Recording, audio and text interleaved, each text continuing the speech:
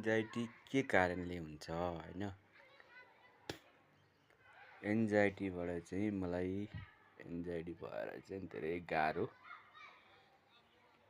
हुन्छ होइन, एकदम धेरै गाह्रो असहज जस्तो, एकदम मन आत्तिने, डर लाग्ने जस्ता, मुटु ढुकढुक हुने जस्ता हुन्छ। यसलाई चाहिँ अब के गर्नु पर्ला है?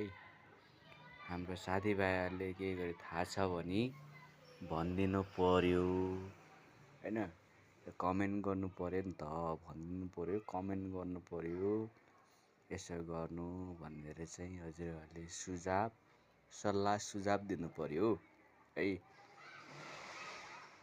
अब कसरी चाहिँ यो सल्भ गर्ने, कसरी सल्भ हुन्छ भन्ने कुराको बारेमा होइन, त्यही हो।